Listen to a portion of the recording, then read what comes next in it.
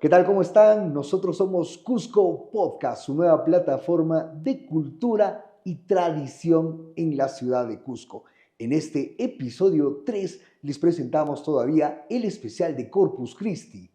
Para ello estamos el día de hoy desde la calle Loreto, desde la Capilla de Lourdes, con un invitado de lujo. Nos acompaña el magíster Eduardo Antonio Luza Pilco, catedrático en algún momento de nuestra casa de estudios de la UNSAC, la tricentenaria casa de estudios, historiador de profesión, y con ustedes estamos con él. ¿Qué tal, Muchísimas magíster gracias. Eduardo? Muchísimas Muy buenas gracias, tardes, ¿cómo está? Jesús. Buenas tardes. Sí, contento de estar con usted en este podcast y pues a las preguntas que ustedes me puedan lanzar. Queremos primeramente conocer un poco de usted. Queremos saber dónde se ha desarrollado profesionalmente, qué espacios laborales tiene actualmente. Coméntenos un poco antes de entrar netamente a nuestro tema del Corpus Christi. Bien, yo me formé como historiador en la Universidad Nacional San Antonio de Cusco. Hice una maestría en la Pedro Ruiz Gallo. Acabo de terminar otra maestría en la Universidad Católica de San Pablo, con mención en historia. He trabajado en diferentes instituciones, formando en algunos casos profesores de primaria, como en el Instituto La Salle de Urabamba. Hoy día estoy trabajando en el Instituto Quipu, ya hace un buen tiempo, son más de 2 décadas que trabajo con ellos, y voy formando a estudiantes que van a ser guías oficiales de turismo. Allí a ellos les regento algunos cursos como arte colonial, iconografía religiosa colonial, historia prehispánica, historia del Cusco, etcétera, etcétera. Entonces con ellos es que vamos debatiendo, discutiendo temas que interesan a la población, ¿no? Parte de la cultura general de nuestro pueblo. Pero qué importante, digamos, tener a una persona formada en nuestra tricentenaria casa de estudios y que también de alguna manera contribuya a la formación de nuestros guías oficiales de turismo, ¿no? Más allá tal vez del instituto, de poder formar a nuestros futuros guías y darles el conocimiento necesario, porque sabemos que en nuestra ciudad, nuestra propia sociedad, nuestra región, tenemos como principal impulso, digamos, el turismo, y hay que ser muy exactos sobre nuestra historia, sobre algunos datos relevantes, cuando tenemos visitantes no solamente extranjeros, ¿no?, de otros países, sino también turistas nacionales que vienen a conocer nuestra cultura, porque nuestra cultura, nuestro turismo está enfocado de alguna manera en la cultura, ¿no? Qué importantísimo el trabajo que usted viene realizando. Gracias, sí. A ver, 2 cosas ahí, ¿no? Primero, la tricentenaria Casa de Estudios, una vieja institución en realidad. Hace poco terminé un guión turístico, destruí un guión turístico para lo que es el Hotel Monasterio, el Hotel Belmont, ¿no? Y entonces ahí me empapé con cosas muy interesantes. Y fíjate que la universidad empieza como colegio. Ya como colegio empieza, un colegio de seminario, y después recién pasa a ser seminario y después pasa a ser ya universidad, ¿no? Entonces tiene una larga y a nivel de universidad, ¿cuál fue la primera carrera que se formalizó, digamos, en nuestra tricentenaria casa de estudios? Cuando se recibe la bula de autorización, va a empezar con 4 carreras la universidad: Derecho, Teología, Filosofía y Medicina. Teología se perdió. Teología, claro, se quedó en el seminario, porque la universidad va a seguir una rama ya aparte, ¿sí? Y entonces el seminario va a continuar la rama teológica. Sí, oye, sí, qué interesante. No, sí, entonces la universidad se desprende del seminario, ¿no? Se desprende del seminario y empieza una formación ya académica. Pero cuando está todavía Mollinedo, todavía, ya va a emitir títulos universitarios, ¿ya? Porque Mollinedo es en realidad el que lo hace pública la bula de autorización de funcionamiento como universidad. Como universidad. Sí, entonces deja de ser un poquito el tema de seminario, de formación de sacerdotes, y pasa, pero después la universidad se desprende y el seminario se queda como tal y la universidad sigue. Hay una pintura, por ejemplo, en el Museo Arzobispal del Cusco, titulado El Jardín de San Antonio. Correcto. Ya, si bien es cierto que el personaje central es San Antonio de Abad, pero hay una mujer bien interesante cuya descripción iconográfica vale la pena, digamos, desmenuzarla, ¿ya? En realidad no se sabe quién es esa mujer, se especula mucho, pero Luis Enrique Tor, un historiador peruano, él plantea unas ideas que tienen mucho sentido. Ella dice que forma parte, es una mujer que debió haber mandado a hacer la pintura, ¿ya? Por un lado, y por el otro que esta mujer formaba parte de una logia, porque habían en el siglo XVIII, habían logias, claro. La pintura es del siglo XVIII, y alrededor de ella se encuentran atributos de las 4 primeras carreras que debió haber impartido la universidad: Derecho, Teología, Filosofía y Medicina. Entonces, digamos que esa pintura sí nos da a entender cómo debió haber empezado la tricentenaria. Es la que nos da la pauta, de alguna manera. Claro, sí. ¿No? Entonces, a partir de eso, la universidad ha sido el centro, digamos, del surgimiento de ideas no solamente académicas, sino políticas. Claro, ¿no? O sea, la reforma universitaria desde el Cusco, dice que le da, el rector, que le da un cambio brutal a la universidad.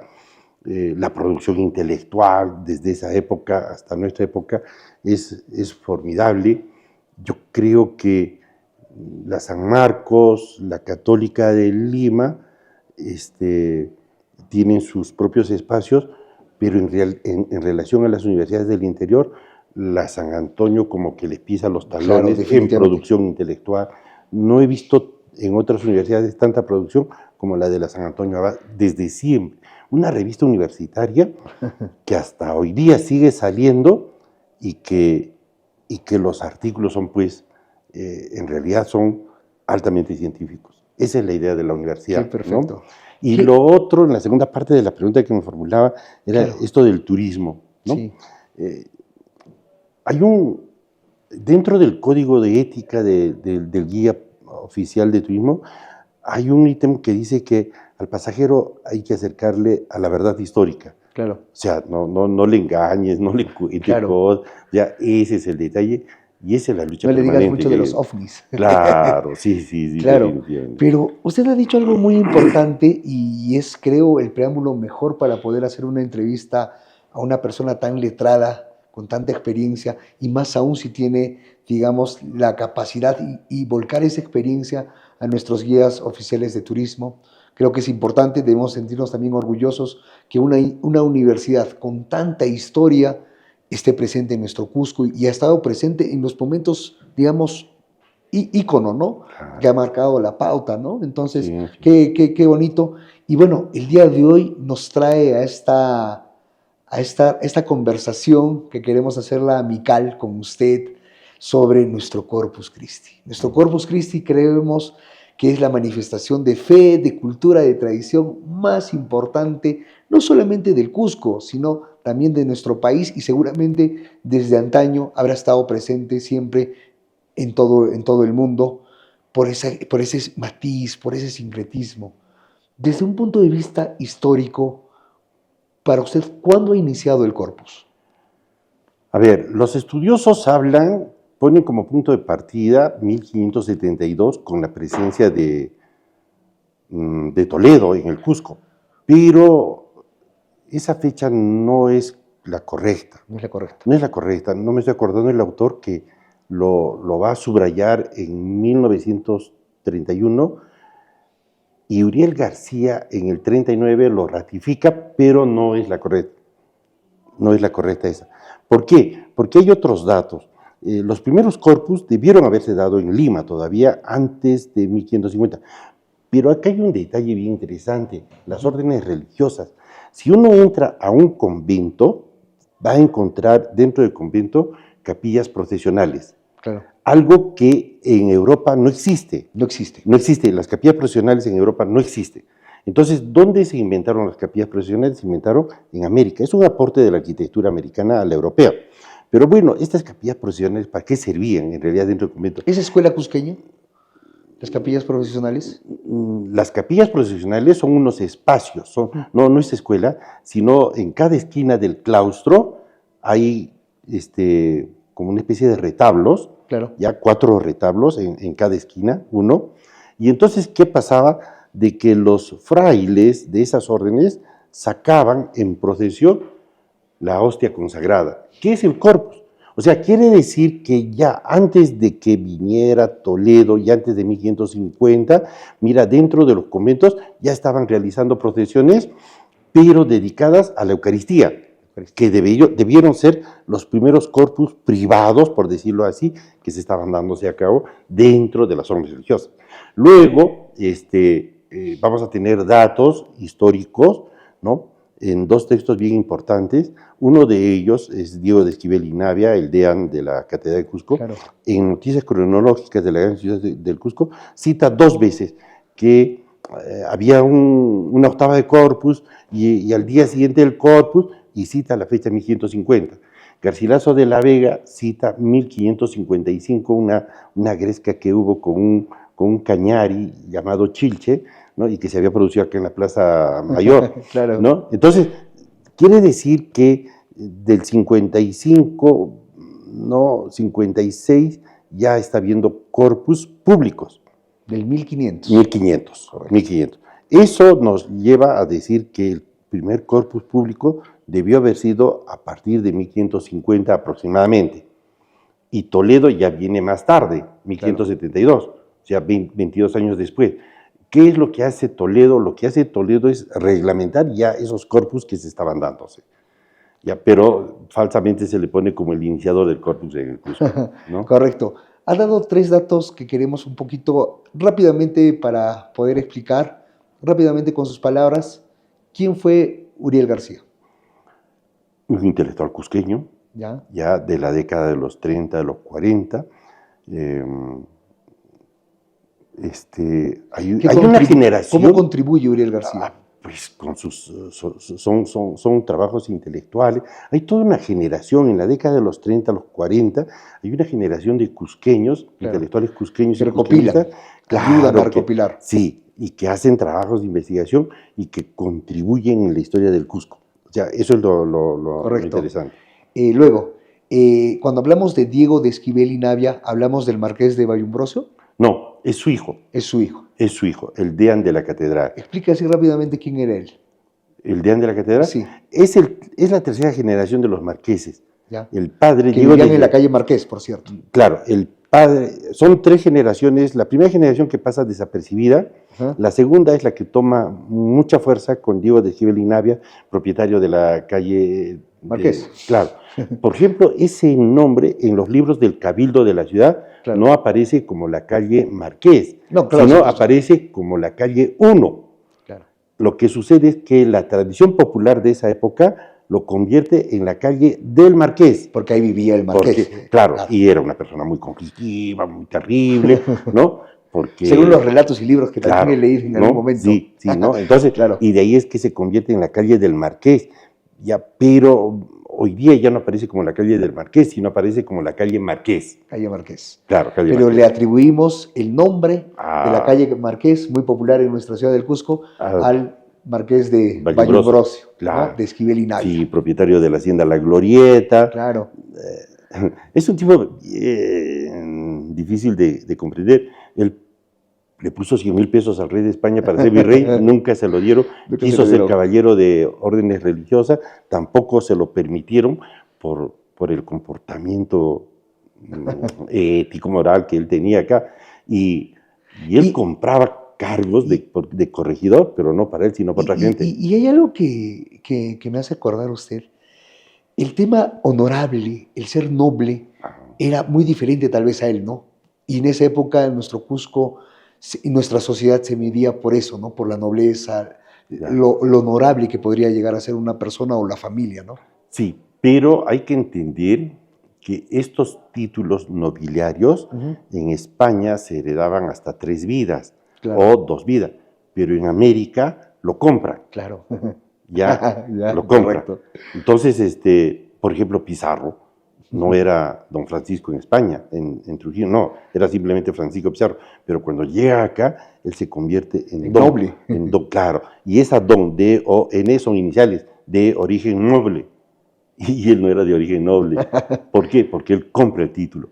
Entonces, la gente que tenía dinero Claro. compraba el título nobiliario acá. Y se Pizarro hacía también, noble. y con todo respeto, tampoco venía de una estirpe o de una casta clase noble, ¿no? No, Era no, hasta no. muchas veces muy señalado de que era una persona que tomaba demasiado. Se habla mucho de Pizarro.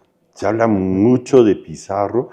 Y esa sería una materia de otro podcast de 1 hora y media, Qué porque, interesante, porque también la gente no sabe quién fue Pizarro en realidad, claro. ¿sí? Y hay un conflicto familiar, porque él no parece ser hijo de su padre, sino se parece ser hijo de su abuelo, más bien. O sea, Claro. es todo un caso es Pizarro, ¿no? Entonces, pero al final, pues, vino Aquí acá, estamos develando nuestra historia, nuestra tradición, nuestra cultura. Ya nos reunimos por el tema de nuestra fe y nuestra tradición. Una consulta y una pregunta que quiero trasladar a usted en esta oportunidad sobre nuestro Corpus Christi es en relación si la festividad en sí, como la conocemos, el Corpus, ¿no? Porque viene a ser una fecha movible, ¿no? Dentro del calendario litúrgico, si esta festividad ha abolido a otra antiguamente incásica de nuestros antepasados. ¿Qué sabemos de ese dato? A ver, una idea que ha circulado, sigue circulando, Claro. es de que el corpus se había impuesto para extirpar una supuesta procesión de momias, Ujú. Los malquis. ya los famosos malquis, y han tomado como referencia un dibujo de Guamán Poma de Ayala. Pero hay que entender algo. Primero, que Guamán Poma de Ayala, cuando hace el dibujo de esa momia que está siendo cargada en litera, no está hablando de procesión de momias, está hablando del Ayarraimi, la fiesta de los muertos. Y entonces Guamán Poma lo que en ese texto de la Ayarraimi nos dice es cómo eran los entierros en diferentes épocas del Tahuantinsuyo, ¿no? Cómo eran todas esas celebraciones funerarias, rituales. De eso está hablando Guamán Poma y no está hablando de procesión de momias. Dos cronistas, ¿no? Pedro Pizarro y Bernabé Cobo, Claro. ellos nos pueden ayudar a esclarecer si efectivamente o no había. Pedro Pizarro dice que sacaban a las momias, ¿no?, de sus casas y las ponían en las puertas, y entonces ahí había una serie de celebraciones, comían, bebían y danzaban, Claro. con presencia de las momias. Y Bernabé Cobo dice que sacaban a sus huaques, ¿no?, que es la momia, ¿no?, y las ponían delante de sus casas también, y hacían las celebraciones. Pero ninguno de los dos, ni Pedro Pizarro ni Bernabé Cobo, hablan de procesión de momias. Brian Bauer, que es un distinguido historiador y arqueólogo, me parece, él habla de la momia de Inca Roca, que estaba en Rarapa. Él dice Rarapa, de acuerdo a la documentación que él obtiene, que debería ser Larapa, Clarapa. y que sacaban en ciertas épocas del año la población de esa zona de Larapa y la hacían caminar en una procesión pidiendo sobre todo lluvia para sus cultivos. Pero no era frecuente, no era frecuente que saliera, sino cuando lo necesitaba. Entonces, digamos que no sustituye a una supuesta celebración de paseo de momias, porque las fuentes tendrían que revelarnos y decirnos en qué momento se daban ese paseo de momias, tendría que haber evidencias documentales que había ese tipo de paseo de momia, y no hay evidencias documentales, porque ya estamos hablando de la época virreinal. Claro. Entonces no hay documentación. Ahora, lo otro es que Guamán Poma de Ayala hace dos dibujos, ya uno para el mes de junio y el otro para el mes de diciembre, pero está hablando de dos fechas de sembríos. Claro. Ya está hablando de dos fechas de agricultura. Una de sembrío, que es la de junio, y la otra... Los solsticios. Pero no lo habla como solsticios, Guamán Poma de Ayala. Hace el dibujo, en el mes de junio hace el dibujo de un sol pequeño, porque el sol en esa época se aleja, claro, y se achica. Y en diciembre hace más bien un dibujo del sol más grande, pero más viejo, ya, más viejo. Pero tampoco está relacionándolo con el corpus, sino ya es una interpretación de los estudiosos que probablemente haya extirpado más bien la celebración de la agricultura en en el mes de la cosecha, que es más o menos mayo, junio, allí, Correcto. ¿no? Y otros dijeron, Jorge Flores Ochoa habla muy bien de este tema de las celebraciones, ¿no? Que pudo haber sido sustituida Don Jorge por Flores Ochoa, Jorge Flores Ochoa, nuestro gran antropólogo. referente. Sí, un gran referente en antropología, sin duda. Y el otro tema es que haya sustituido al Inti Raymi, pero el Inti Raymi no se daba en el 24 de junio ni en el 21 de junio. Quien habla del Inti Raymi es Cristóbal de Molina el Cusqueño. Y Ya. Cristóbal de Molina el Cusqueño lo que dice es que esta celebración del Inti Raymi se daba desde el mes de mayo, ya se daba desde el mes de mayo, y se daba en diferentes pueblos, o sea, no era centralizado como hoy día, Claro. ¿no? Sino se daba. Por lo tanto, tampoco digamos que coincide con la fecha de la celebración del Corpus. Entonces, si no sustituye estas celebraciones, ¿cuál es el objetivo de la presencia del Corpus? Es el triunfo, o sea, el Corpus nace en Europa como el triunfo de Cristo sobre la herejía. Claro. Y que luego, cuando comienza el proceso de expansión desde Inglaterra y llega a España, ahí el Corpus va a seguir siendo triunfo, pero va a pasar a ser no solamente el triunfo contra la herejía, sino el triunfo también militar. Y los moros lo toman muy en serio esto. ¿Por qué? Porque cuando los granadinos lo toman muy en serio esto, porque el último bastión moro en España era Granada, y los granadinos logran expulsar a los moros militarmente, y entonces le mandan una carta al rey y le dicen, hemos sacado a los moros, y el rey les devuelve y dice, celebren como locos el Corpus, le dice. Entonces, ¿qué estaban celebrando? Estaban celebrando un triunfo. Claro, el triunfo. Ya estaban, el claro, triunfo de nuestra fe. Claro, estaban celebrando. Y cuando llega acá a las Américas, el Corpus sigue siendo el triunfo. Es el triunfo político, militar, religioso de España sobre el Tahuantinsuyo. Esa es la idea del Corpus, pero no es una celebración de extirpación. Correcto. No. ¿Y por qué cree que le decimos al Corpus una manifestación de fe sincretista? El tema es el siguiente, habría que ver si nace como sincretismo o es que ya luego lo sincretizan, lo adoptan como sincrético. Hay un caso bien interesante, por ejemplo, hay unas señoritas que escriben un libro para Bolivia, ¿no? Que dice, el título del libro es Las Vírgenes Poderosas de Bolivia. Ya, yo lo leí el libro, son historias de advocaciones marianas en Bolivia y hablan de la Virgen de Copacabana. Correcto. Entonces muestran una fotografía, en el libro muestran una fotografía de la Virgen en la que están haciendo una cantidad de cientos de personas el peregrinaje, porque van de todo sitio a Copacabana en su fiesta de celebración.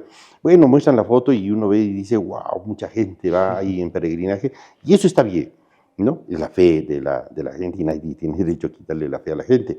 Entonces, ¿qué ocurre? ¿Dónde va ya el tema de discrepancia? Es cuando dice lo siguiente en el libro, dice casi textual, le voy a citar, dice, y por eso es que le tienen tanta fe a la Virgen de Copacabana, que cuando construyen sus casas, claro, ellos ponen una imagen de la Virgen de Copacabana en la cimentación, y acá viene lo interesante, para que muestren que la Virgen está en contacto con la Pachamama. Entonces, cuando uno lee eso, dice, wow, sincretismo, ¿no es cierto? Dice sincretismo. Puro sincretismo. Sí, claro, pero es que esta señorita no sabe qué pasó en el Cusco en 1720, claro, cuando construyen la capilla de la Sagrada Familia. El obispo del Cusco va a hacer tallar una piedra. ¿Quién era el obispo del Cusco? No, no estoy recordando el nombre del obispo de esa época, ya, pero sí lo he revisado, lo he citado el texto.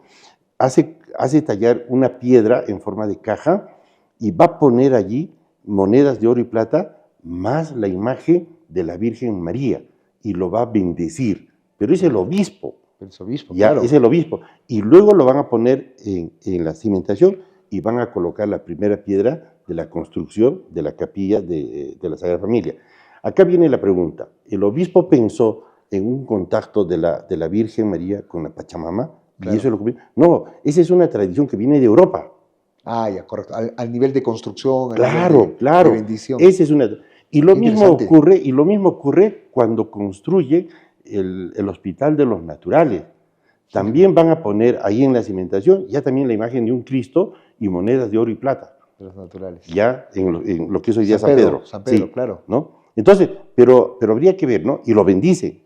O Igual. sea, ¿están bendiciendo un hecho sincrético? No, esa tradición es netamente europea, Claro. que la trasladan acá. Lo que sucede es que estas señoritas que son autoras del libro, ellas ya lo están sincretizando, están pensando en un sincretismo, Claro. pero cuando esa tradición vino de allá, entonces la población desde siempre, ¿no? Veía que ponían la Virgen María y entonces ellas también ponían la Virgen María, Claro. pero no era por un tema sincrético, sino por una tradición que los españoles habían estado imponiendo. Entonces Claro. hay estos dos casos, ¿no? De la capilla de la Sagrada Familia y del templo de San Pedro. Siempre hablo con fuentes porque no podemos... Ah, no, claro, ¿no? definitivamente. Y entonces cuando uno revisa justo el libro del Deán de la Catedral Diego de Esquivel, Noticias Cronológicas, ahí él relata, que el obispo fulano de tal hizo tallar una piedra en forma de caja y puso la imagen de la Virgen María y luego monedas de oro y plata y lo pusieron ahí y encima la primera piedra. O sea, que lo enterraron. Entonces se da cuenta, el tema es de que quién sincretiza. Claro. O sea, ese elemento cultural ya lo sincretizan los que están interpretando hoy día. ¿Ya? Entonces, el corpus nació como una tradición netamente europea. Claro. Pero luego comenzaron los que interpretan a añadir ese término sincrético. Pero ojo, se podría hablar de sincretismo ahora por la participación de la población, que es la que le da esos matices. Claro. Contribuye. Sí, muchos me dicen, por ejemplo, es sincrético porque las mujeres llevan las polleras, ¿no es cierto? Sí, pero la pollera no es nativa. O sea, la pollera, las mujeres incas no caminaban con pollera. Es algo más mestizo. La pollera es castellana. O castellana, ¿no? Sí, la pollera es castellana. Fíjate que el sombrero que nosotros conocemos tampoco es nativo. El sombrero es gitano, es gitana. ¿Ya? Entonces, lo que sucede es que nos hemos apropiado de elementos culturales foráneos y lo hemos hecho lo nuestro. Y al final eso es un sincretismo, ¿no? Es la evolución, la mezcla de Claro, que nosotros nos apropiamos de esos elementos culturales. Lo hacemos propio, ¿no? Claro. A ver, que nos vengan y nos digan a nosotros los cusqueños, ya no va a haber Corpus el próximo año porque esta es una fiesta netamente europea. Yo creo que hacemos huelga, salimos, ¿no? Porque no nos puede quitar, porque ya eso es nuestro ya. Y una pregunta, ¿quién era la Virgen del Corpus? La Virgen del Corpus es la Virgen de Belén. Correcto. A ver, la Virgen de Belén, por el interín que hicimos antes, sería bueno explicarlo. Sí. Creo que es un dato muy importante. A ver, la Virgen de Belén tiene un origen legendario aquí en el Cusco. Correcto. Ya que lo encontraron en las aguas, en el mar del Callao, unos pescadores. Del distrito de la población de San Juan. Ya, y la sacaron y destaparon la caja y encontraron una tarjeta que decía la Virgen, Nuestra Señora de Belén para la ciudad del Cusco. Correcto. Ya, eso era 1500 y pico, ¿sí? En 1720. Y hay una pintura, por cierto, también en la catedral. Pero a ver, veamos esto, ¿no? A veces malogro las fiestas, ¿no? 1720, pasa un terremoto en Lima y los pescadores ven que está flotando una caja. Ya, están flotando una caja y recuperan la caja y abren la caja y es la imagen de una advocación mariana.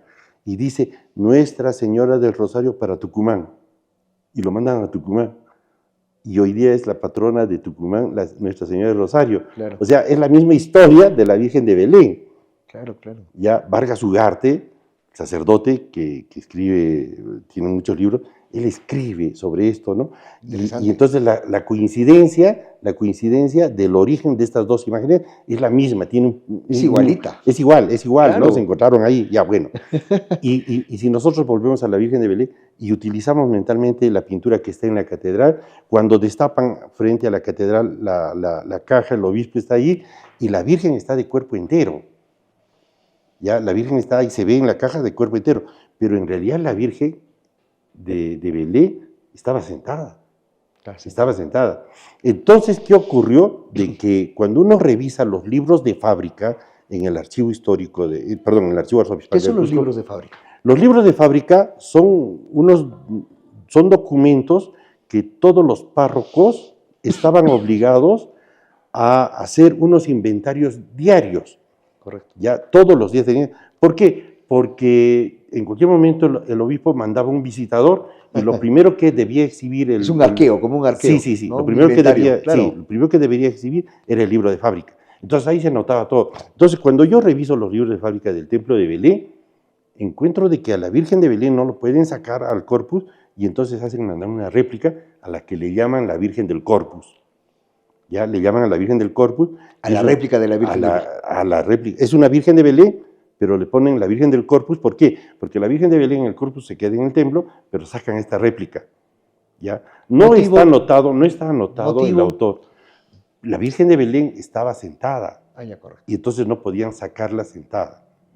Ya no podían sacarla sentada a la Virgen. Entonces, por eso es que hacen mandar una imagen de réplica, ¿no? Y a la que le llaman la Virgen del Corpus. Y esta imagen sale todos los años, está viniendo al Corpus esta imagen pequeña, ¿no? De la Virgen. Pero cuando uno llega a 1760 aproximadamente, desaparece en los inventarios la Virgen del Corpus. No sé qué pasó. De estos libros, tipo arqueo. Claro, pero en ahí ya no anotan, porque frecuentemente están anotando la Virgen del Corpus. Y en un momento, ya no anotan nada sobre la Virgen, claro, porque dice, hemos comprado ropa para la Virgen del Corpus, hemos hecho una misa para la Virgen, o sea, están citando para la Virgen del Corpus. Claro. Pero para 1760, 70, desaparece la imagen del Corpus. Ya no hacen mención allí. Entonces, no se sabe, en realidad, no se sabe qué ocurrió con la Virgen del Corpus. No se sabe eso, ¿ya? Porque no aparece en el libro de fábrica, no aparece qué es lo que ocurrió. Yo revisé, no aparece. Bueno, entonces había que sacar a la otra virgen que estaba sentada y le van a modificar. Ya, le van a modificar. No me acuerdo siempre el autor de un libro que fue el restaurador, y que él hace unos dibujos que lo sacaban originalmente a la Virgen sobre unas almohadillas, otras veces, como estaba sentada, sobre unas almohadillas y otras veces sobre un taburete lo saca. Él tiene los dibujos a mano porque él hizo la restauración. Y después se habla de que le habían seccionado las piernas a la Virgen para una mejor sacada al corpus. Claro. Y entonces, como la Virgen estaba sentada, la posición de las manos tenía de acuerdo a la postura, pero si lo pones de pie va a cambiar la posición de las manos. Claro. Entonces, ¿qué van a hacer? Van a modificar las manos también. Entonces, lo que hoy día se comenta es de que de la Virgen original solamente queda el dorso y el rostro, nada más. ¿Ya? Y que las extremidades inferiores no le pertenecen y que los brazos tampoco le pertenecen a la Virgen, ¿no? Entonces, esa es la historia de la Virgen. Qué interesante los datos que usted nos está dando ahora. Y es parte de nuestro algo, es parte de nuestro sincretismo y también de nuestra cultura, y lo decimos con mucho respeto, de nuestra fe. Sí. Moyinedo, ¿qué contribuye al Cusco o al Corpus? Moyinedo en principio es un gran mecenas. O sea, el barroco en el Cusco entran por dos motivos. Entra por el terremoto de 1650 y por la presencia de Manuel de Moyinedo y Angulo. Moyinedo es una persona muy preparada, muy bien preparada. Me parece que es egresado de la Universidad de Alcalá de Henares. Él es párroco en España, de una parroquia pequeña de la Virgen de la Almudena, y por eso es devoto de la Virgen de la Almudena. La tradición cuenta que cuando se vino al Cusco trajo una astillita de la Virgen original y la hizo poner con Juan Tomás Tuiro Tupajinca en la cabeza. Pero bueno, a Moyinedo le ofrecieron, antes de venir al Cusco, le ofrecieron el obispado de Cuba y no aceptó. Le ofrecieron el obispado de Buenos Aires y no aceptó. Pero cuando le dicen el obispado del Cusco, él sí agarra las maletas y se viene acá. ¡Qué bonito! Sí, pero hay una historia un poco más picante con la iglesia en ese momento, que en otro momento lo comentamos. Claro. ¿Ya? Entonces, ¿qué ocurre? De que cuando llega al Perú Moyinedo, no viene con los brazos vacíos.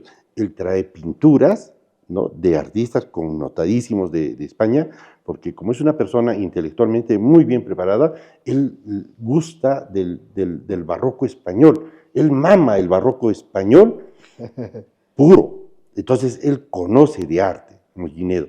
Entonces, trae pinturas, trae libros, pero hay algo interesante.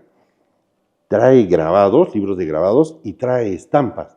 Y estos libros de grabados y estas estampas, cuando llega al Cusco, él se va a rodear de un grupo de artistas a los que la historia lo conoce como los protegidos de Mollinedo. Y entonces a estos famosos, entre ellos Vacío Santa Cruz Pumacayao, a estos protegidos les da esos libros de grabado, esas estampas, para que ellos copien de eso. Es que el arte en Europa y acá en América, los artistas copiaban de grabados, copiaban de estampas. Claro. Mucho se habla de las vírgenes en forma de triángulo, por ejemplo. ¿Por la capa? ¿No?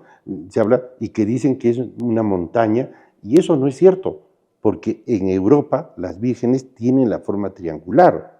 Tienen la forma triangular en Europa. Entonces, estas imágenes de triángulo vienen de Europa. No, acá no hay resistencia andina, no hay montañas, no. Sino lo que ocurre es que lo copian de los grabados. Mollinedo viene con eso acá. Cuando llega Mollinedo acá, 1673, habían pasado 23 años del terremoto y la ciudad no había sido reconstruida. Ya no había sido Desde reconstruida. 1650. Desde 1650. O sea, en los 23 años la ciudad no había sido reconstruida. Lo que hace Mollinedo hace levantar 50 templos. Ya, él lo primero que hace es hacer levantar 50 templos. Y cuando está instalado en el Cusco, él hace 4 visitas a todo su obispado. Entonces, el obispado del Cusco en esa época no era el obispado del Cusco de esta época. El Cusco es solamente hasta Sicuani, el obispado. Pero en esa época era Cusco, era Puno, era Arequipa y era Purímac. O sea, un obispado muy grande, muy extenso, y Mollinedo hace todo 4 veces su viaje y visita cada templo por templo en cada pueblo. Y entonces lo que cuentan anecdóticamente es que cuando Mollinedo llegaba a un templo y veía, dice, unos trapos colgados ahí, los agarraba y los botaba, e inmediatamente pedía al Cusco que los artistas que él tenía bajo su mando mandaran pinturas. Ya, entonces la pintura que estos artistas están mandando ya no es la pintura manierista que hasta antes de Mollinedo estaba, claro, ¿no? Sino ya es pintura barroca. Entonces ya la ornamentación... Impulsa el barroco en el Cusco. Claro, claro. Él, por eso te decía, el barroco viene por el tema del terremoto y por la presencia de Mollinedo. Pero no solamente hace mandar pinturas, hace mandar escultura, cálices de oro, de plata. O sea, Mollinedo, pues lo que tenemos en arte se lo debemos a Mollinedo, definitivamente. Entonces, esa es el gran mecenas. Y en el tema del corpus, Mollinedo le da un impulso muy, muy fuerte, incluso amplía la vía sacra. Amplía la vía, porque hoy día la vía sacra es solamente el contorno de la Plaza Mayor, ¿correcto? Claro. Pero con Mollinedo, si uno se fija en las pinturas que está la serie del corpus, que están en el Museo Arzobispal, ahí vamos a ver que la vía sacra entra por espaderos, ¿no? Entra por espaderos y luego va a ir hasta la Plaza del Cabildo, ¿no? Hasta la Plaza del Cabildo, por heladeros, y va a entrar por el frontis de los Mercedarios, por la calle, lo que hoy día es la calle de las Mantas, y el frontis de la Compañía Jesús. O sea, la vía se amplía. Pero el problema es de que Carol Dean, que es una antropóloga norteamericana que hace un estudio muy bonito sobre el corpus, ella dice que en la época de Mollinedo llegaron a salir hasta 150 imágenes y que venía la peregrina desde Quito, Ecuador, para participar en el corpus. Claro. Y la primera pintura que está en la serie del corpus en el Museo Arzobispal, esa primera pintura aparece el obispo Mollinedo con la hostia consagrada en la mano y está en el atrio de la catedral, o sea, todavía no ha salido del atrio, y el reloj de la catedral está marcando 5 para las 5 de la tarde y el sol está cayendo por Sacsayhuamán. Entonces, ¿qué es lo que está pasando? Que de repente el primer día salía solamente la hostia consagrada, y como eran muchas imágenes, ya al día siguiente podría haber sido la procesión de todas las imágenes. Entonces, él le da un gran impulso a la celebración del corpus.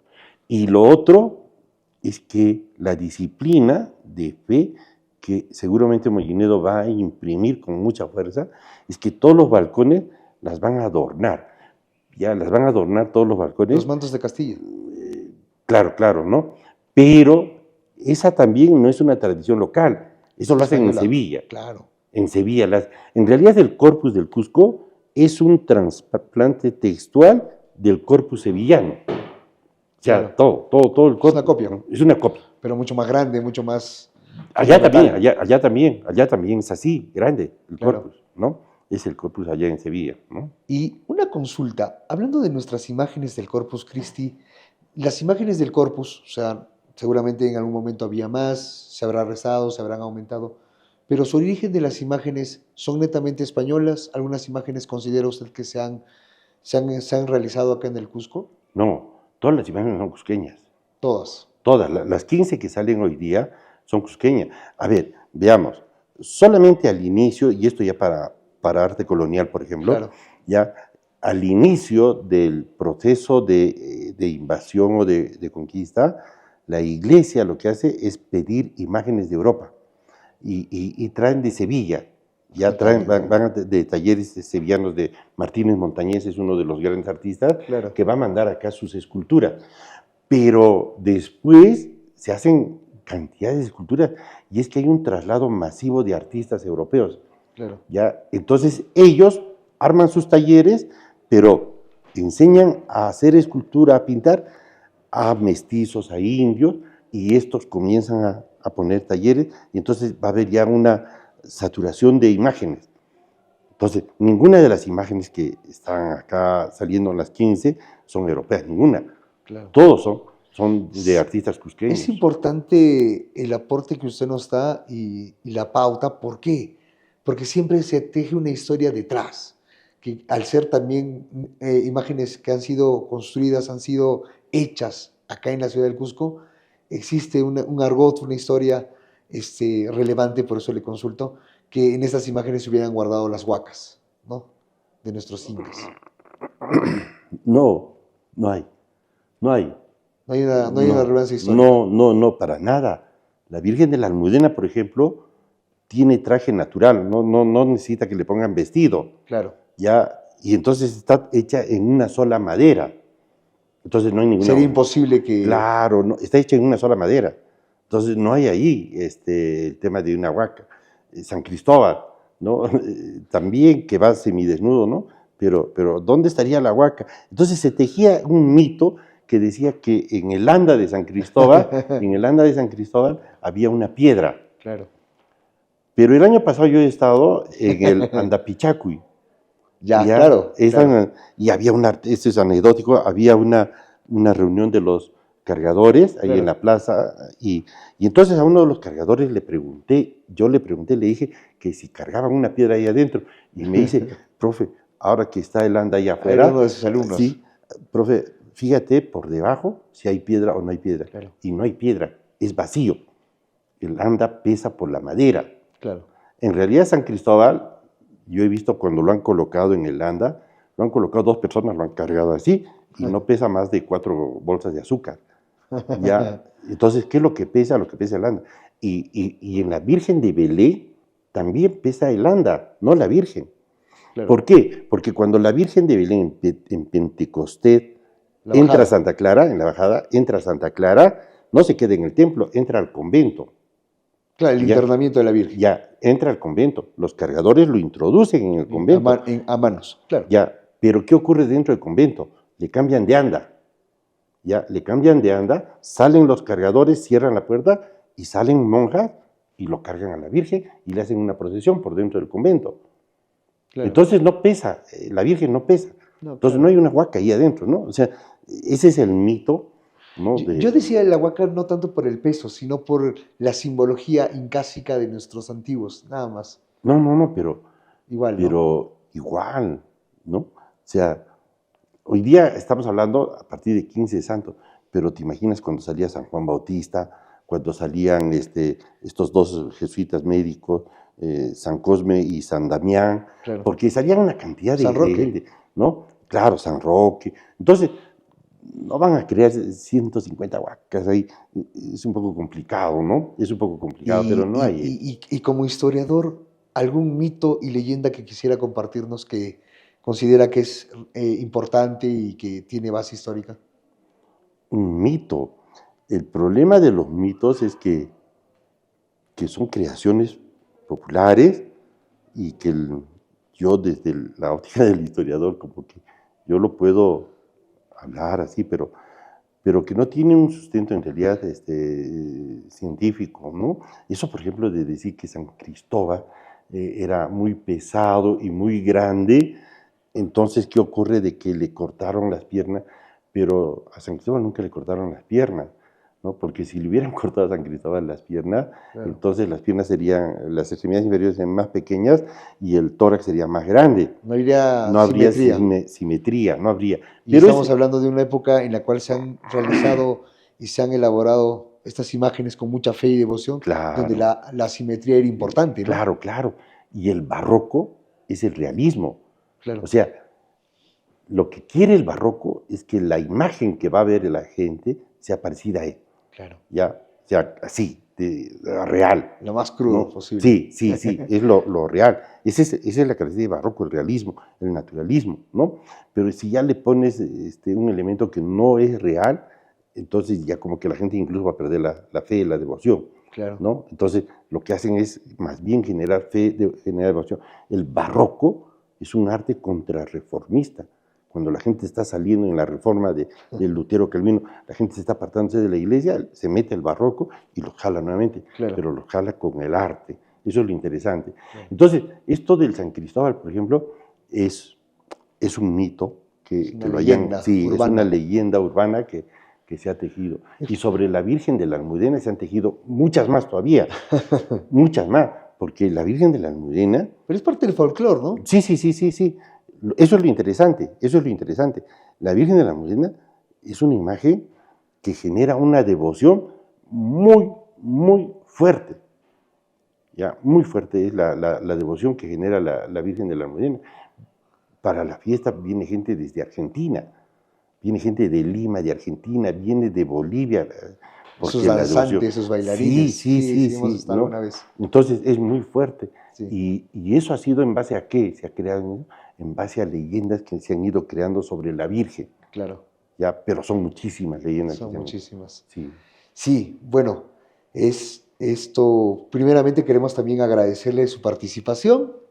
Esto ha sido nuestro episodio 3 del Corpus Christi, en el cual hemos tenido a este invitado de lujo, al magíster Luza, ¿no? De nuestra tricentenaria Casa de Estudios, que nos ha estado compartiendo, creo que con datos históricos, que también es importante poder difundir la parte de la cultura, la fe y la tradición en nuestro Cusco, Perú. Queremos agradecerle. Muchas gracias. A ustedes agradecerle por invitarme. Estoy a vuestra disposición en otro momento para seguir hablando sobre no solamente esta fiesta religiosa que en realidad nos une a nosotros los cusqueños, ¿no? Nos une a nosotros, y eso está bien, eso está muy bien, ¿no? La fe también, la devoción también está muy bien, que sean elementos de unidad en un país tan diverso como el nuestro, que tan necesitado de unión estamos nosotros los peruanos y los cusqueños. Yo les agradezco a ustedes, los felicito por la iniciativa cultural que ustedes tienen. Eso es lo interesante. ¿Cómo lo podrían ubicar? ¿Cuáles son sus redes en Facebook? Todos estoy con Eduardo Luza, estoy en el Facebook, también estoy en el TikTok, y muy prontito vamos a estar con un canal en el YouTube también. Excelente. Sí, pero todo está con Eduardo Luza, así que hay varias cositas que he publicado en el Facebook, allí están, los pueden leer. Creo que próximamente le pedimos con mucho respeto tal vez un libro, una publicación. Es un bagaje usted vivo de nuestra historia y siempre con datos referentes, ¿no? Con cosas claras.